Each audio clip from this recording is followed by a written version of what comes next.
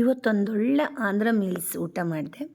ಎಲ್ಲಿ ಊಟ ಮಾಡಿದೆ ಅಂತ ನಿಮ್ಮ ಜೊತೆ ಶೇರ್ ಮಾಡ್ಕೊಳ್ತೀನಿ. ಅದಕ್ಕೂ ಮೊದಲು ಹಾಯ್ ಫ್ರೆಂಡ್ಸ್, ಅನುಗ್ರಹ ಕಿಚನ್ಗೆ ಸ್ವಾಗತ. ನಾನು ನಿಮ್ಮ ಉಷಾ ವಿ ಭಟ್.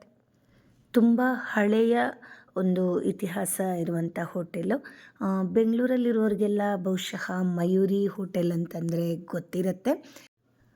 ಈ ಮಯೂರಿ ರೆಸ್ಟೋರೆಂಟು ಜೆ ಪಿ ನಗರದಲ್ಲಿ ಪ್ರಾರಂಭವಾಗಿ 6 ವರ್ಷಗಳನ್ನು ಪೂರೈಸಿದೆ. Mayuri has started with his son. He started this branch.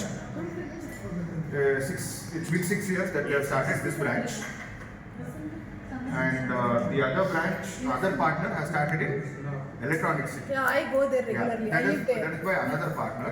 And Mayuri was the first person to introduce not quality akki, quality rice, Okay. the good quality of rice in Andhra meals. Okay. So if you see, the rice is all soft, it is well cooked.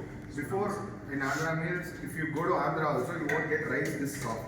It will be a little harder. Okay. So Mayuri was the first. Yeah, Mayuri was the first to start this kind of a thing.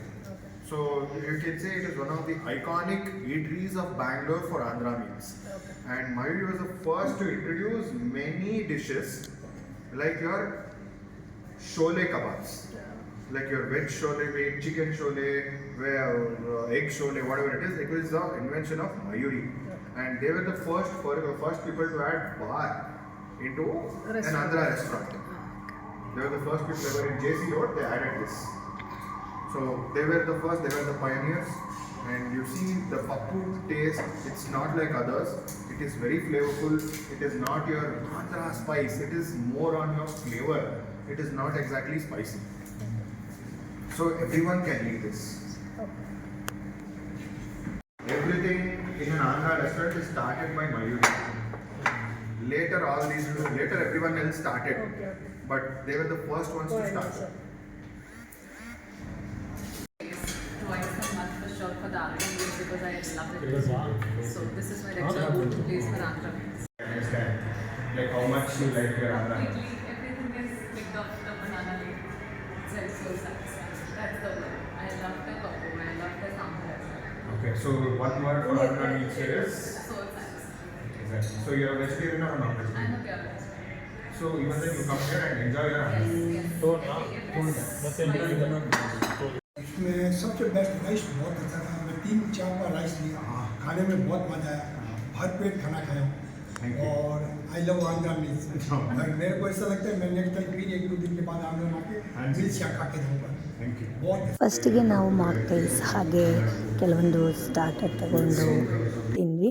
ಅದರಲ್ಲಿ banana 65, carrot 65, lemon paneer, baby corn pepper ತುಂಬಾ ಇಷ್ಟ ಆಯಿತು ನಮಗೆ. Crispiness, spicy ಎಲ್ಲವೂ ಕೂಡ ಒಂದಕ್ಕೊಂದು ತುಂಬಾ balanced ಆಗಿತ್ತು.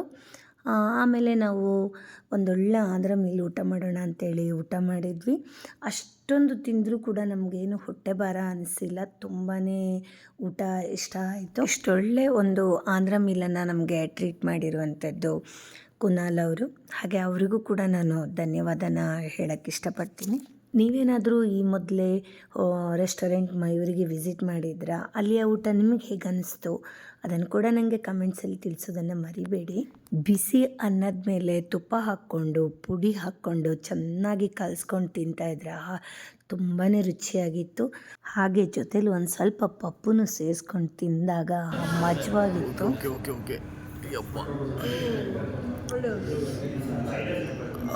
ಚೆನ್ನಾಗಿದೆ. ಹೌದು, ನನಗೆ ಪುಡಿ ಸಹ ತುಂಬ ಇಷ್ಟ. ಮತ್ತೆ ಇರೋನು ಕಷ್ಟ. ಹೌದು. ಬೆಂಗಳೂರಾಗ ಇದ್ದು ಒಂದು 8 ವರ್ಷ ಆಯ್ತು. ರಗಡ್ ಜಾಗದಾಗ ನಾನು ಆಂಧ್ರ ಮಿಕ್ಸ್ ಊಟ ಮಾಡೀನಿ. ಬಟ್ ಇಲ್ಲಿದ್ದೇನೋ ನನಗೆ ಯೂನಿಕ್ ಸ್ಪೆಷಲ್ ಅನಿಸ್ತೈತಿ. ಎದಕ್ಕೆ ಸ್ಪೆಷಲ್ ಅನಿಸುತ್ತೆ ಅಂದ್ರೆ ನಾವು ಸಣ್ಣವರಿದ್ದಾಗ ಆಂಧ್ರ ಬಾರ್ಡ್ರದಾಗಿದ್ವಿ. ನಮ್ಮ ಅಪ್ಪರಲ್ಲಿ ಜಾಬ್ ಮಾಡ್ತಿದ್ರು. ಸೊ ಅಲ್ಲಿ ಪಕ್ಕದ ಮನೆಯಲ್ಲಿ ಆಂಧ್ರದವರು ಇದ್ದರು. ಸೊ ಅವ್ರ ಮನೆಗೆ ಪಪ್ಪು ತಿಂದಿದ್ದು ಆ ಟೇಸ್ಟ್ ನನಗೆ ಮತ್ತೆಲ್ಲಿ ಸಿಕ್ಕಿದ್ದಿಲ್ಲ. ದೇವರನಿಗೂ ಇಲ್ಲಿ ಸಿಕ್ಕಿದೆ. ನನ್ನ ಚೈಲ್ಡ್ಹುಡ್ ಮೆಮೊರೀಸ್ ಬಂದಿದೆ. ತುಂಬ ಅಂದರೆ ತುಂಬ ಇಷ್ಟ ಆಯಿತು. Thank you. ಸತ್ಯ ಇದೆ. ದೇವರನಿಗೂ ಇನ್ನೊಂದು ಸ್ವಲ್ಪ ಪಪ್ಪು ಆ ಕಡೆ ಗಟ್ಟಿ ತಿನ್ಬೇಕು.